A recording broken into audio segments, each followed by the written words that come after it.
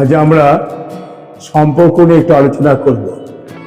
এটা তো আমাদের নির্দ্বিধায় আমরা স্বীকার করতে পারি, সৃষ্টির শুরু থেকে আজও যে মনুষ্য সমাজ টিকে আছে সম্পর্কের উপরে।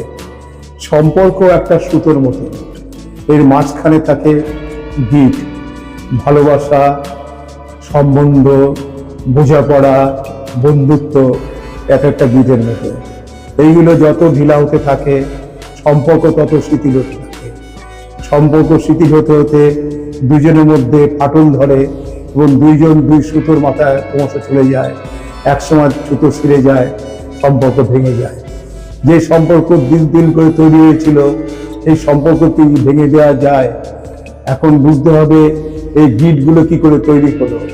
এই গিটগুলো তৈরি দূর করতেই হবে। আমাদের মনে রাখতে হবে যে আমরা যে গোলাপ বাগান তৈরি করেছিলাম তার সৌন্দর্য দেখার জন্যে, সেই গোলাপ বাগান এখন জঙ্গলে ছেয়ে গেছে, গোলাপের সৌন্দর্যকে ঢেকে দিচ্ছে। আমাদের সেই গোলাপ বাগানের ময়লা জঞ্জালকে পরিষ্কার করতে হবে। আমাদের মধ্যে যে কংক্রিটের দেওয়াল তৈরি হয়েছে সেটাকে সরাতে হবে। আমাদের সম্পর্ককে আবার পুনঃস্থাপিত করতে হবে। সম্পর্ককে বজায় রাখার জন্য আমাদের কতগুলো জিনিস সবসময় মনে রাখতে হয় যে আমরা কখনোই কারোর প্রতি সন্দেহান হব না। আমরা কখনোই তার কোনো জিনিস ভালো নাও লাগতে পারে, কিন্তু আমার যেটা ভালো লাগে তার উপরে চাপিয়ে দেব না। সে যদি কোনো কিছু খারাপ বলেও থাকে, সেটা হয়তো খারাপ, তাকে বুঝিয়ে বলতে হবে এটা তুমি যেটা বলেছো এটা ঠিক হয়নি, এইভাবে বললে ভালো হতো। কিন্তু তারপরে কিন্তু আমি জোর করে চাপাবো না যে তুমি যেটা বলেছো খারাপ করেছো, তুমি আমাকে অপমান করেছো, এইভাবে কিন্তু তাকে দোষারোপ করবো না। তাকে বুঝিয়ে সুঝিয়ে তাকে ঠিক পথে আনতে হবে, সে বুঝবে। এবং আমাদের মনে রাখতে হবে যে সঙ্গী, আমাদের যারা সঙ্গী তাকে সব প্রশংসা করতে হবে, তার নেগেটিভ দিকটা দেখবো না, তার ভালো দিকটাকে তুলে ধরবো। ভালো দিকটা যত তুলে ধরবো আমাদের মধ্যে সম্পর্ক তত দৃঢ় হবে। আমাদের মধ্যে কোনো ইমোশনাল বন্ড থাকবে না। আমরা যখন ধরুন আমরা কয়েকজন মিলে ঘোরাফেরা করছি, আমরা এক জায়গায় বসবো, বসে আমরা খোলা মনে আলোচনা করব। আমাদের আলোচনার মধ্যে যেন কোনো ফিল্টার না থাকে। খোলা মনে আলোচনা করলে আমাদের মধ্যে সম্পর্ক দৃঢ় হবে। সবসময় মনে রাখতে হবে একটা টিম, আমরা একসাথে চলছি। টিমে একজন যেন তার মতামতটাকে অন্যের উপর চাপিয়ে না দেয়। এটা তো ঠিক যে আমরা এক একটা পরিবার থেকে এসেছি, আমাদের মধ্যে মূল্যবোধ, চিন্তাধারা, মানসিকতা এক এক ধরনের, কিন্তু আমাকে সবসময় অপরের সাথে মিলেমিশে থাকতে হবে। আমি কিন্তু আমার চিন্তাটা তারপরে চাপিয়ে দেবো না, আমি জাজমেন্টাল হব না। সম্পর্কটা অনেকটা মানি প্ল্যান্টের মতো। মানি প্ল্যান্টকে যেমন আমরা বাঁচিয়ে রাখি, তাকে জল দিতে হয় মাঝে মাঝে, তখন প্ল্যান্টটা বেঁচে থাকে। এই সম্পর্কটা কিন্তু সেরকম। আমরা আমাদের মধ্যে অনেকে বিশ্বাসযোগ্যতা তৈরি করতে হবে। কেউ হয়তো কোনো কিছু বললো, আমি অপরকে বলে দেবো না। এমনকি আমার বাড়িতে বলা যাবে না, বাড়ির কথা কিন্তু আবার আমাদের বন্ধুদেরও বলা যাবে না। তার কারণ এই বিশ্বাসযোগ্যতা কিন্তু সম্পর্ককে টিকিয়ে রাখে।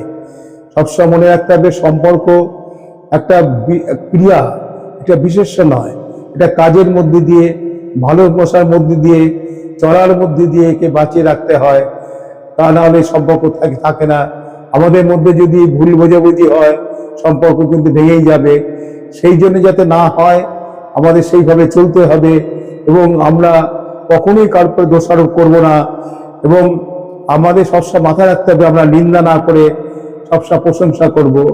আমাদের মধ্যে প্রতিযোগিতা থাকবে না, আমাদের মধ্যে সহযোগিতা থাকবে। আমরা একে ওকে পরিপূরক হব, প্রতিযোগী হব না। আমরা যে স্বপ্ন দেখেছিলাম দুইজনে মিলে নতুন সংসার করব, নতুন ভালোবাসার মধ্যে আবদ্ধ হব, আমাদের মধ্যে ভুল বোঝাবুঝি বা কোনো যেন সন্দেহ, কোনো রকম কিছু যেন আমাদের সম্পর্ককে ভাঙিয়ে না দেয়। আমাদের সম্পর্ককে টিকে রাখতে হবে। বন্ধুদের মধ্যে সেরকম আমাদের মধ্যে টিম ওয়ার্ক, টিমটাকে বাঁচিয়ে রাখার দায়িত্ব আছে আমাদের।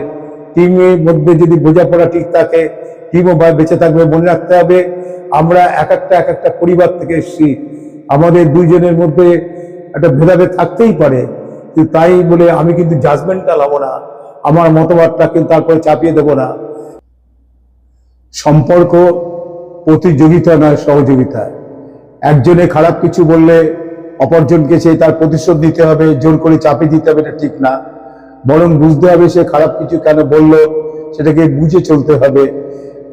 কখনো মনে করব না যে আমি আমার প্রতিপক্ষ যে আছে সে যা কিছু বলছে সবকিছু খারাপ, তা নাও হতে পারে, সে হয়তো ভালোর জন্যই বলছে, কিন্তু আমি বুঝতে পারছি না। সেটা আমরা দুই বন্ধু হতে পারি বা প্রেমিক প্রেমিকা হতে পারে। আমাদের মাথায় রাখতে হবে যে দুইজনের মধ্যে সহযোগিতা নিয়ে চলতে হবে। আমি কখনো জোর করে একজনকে নিজের মনের মতন তৈরি করার চেষ্টা করব না, কারণ এটা বুঝতেই হবে দুইজন দুই পরিবার থেকে এসছে, দুইজনের মূল্যবোধ, দুইজনের সংস্কৃতি আলাদা। এইভাবে যদি আমরা বোঝাপড়া করে চলি এবং আমার ভালো লাগা তার ভালো লাগা নাও হতে পারে, আমি যেটা পছন্দ করি সেটা সে পছন্দ নাও করতে পারে, সেটা সেই আমাদের দুইজনের যে টিম, এই টিমটা দুজনে বোঝাপড়া করে চলতে হবে। আমরা একে অপরের পরিপূরকতা বুঝতে হবে, তাহলে কিন্তু আমাদের মধ্যে কখনো দ্বন্দ্ব তৈরি হবে না। এবং আমরা যে সুতোর মধ্যে আমাদের সম্পর্ক তৈরি হয়েছে সেই সুতো আরো দৃঢ় হবে। তবে এটা ভুললে চলবে না, দীর্ঘদিন ধরে একভাবে চললে অনেক সময় তাদের নোংরা মরিচিকা পড়ে যায় এবং বাড়িতেও হয়। সেই জন্য মাঝে মাঝে পরিষ্কার করা দরকার আছে। মাঝে মাঝে আমাদের বুঝতে হবে আমাদের যদি কোনো মতবিরোধ হয় কারণটা কি, এবং সেইভাবে যদি আমরা চলি তাহলে আমাদের মধ্যে কোনো মতবিরোধ হবে না, আমাদের মধ্যে সুসম্পর্ক বজিয়ে রাখবে। এবং যদি কখনো এরকম মতবিরোধ হতেই থাকে তাহলে আমাদের কাউন্সিলিং এর সাহায্য নিতে হবে। এই জন্য অনেকে বলে থাকেন কোনো বৈবাহিক সম্পর্কের আগে কাউন্সিলিং করে নেওয়া ভালো, বা সম্পর্কের পরে যদি কোনো দ্বন্দ্ব হয় তাহলে কাউন্সিলিং এর সাহায্য নিতে হবে। কিন্তু আমরা যদি নিজেরা বুঝে চলি তাহলে কোনো কাউন্সিলিং দরকার নেই, এবং আমাদের সম্পর্ক অটুট হবে, দীর্ঘস্থায়ী হবে। দুটো সম্পর্ক আমরা কখনো ছিঁড়ে ফেলবো না, একে বাঁচিয়ে রাখতে হবে, এটা আমাদের পবিত্র দায়িত্ব।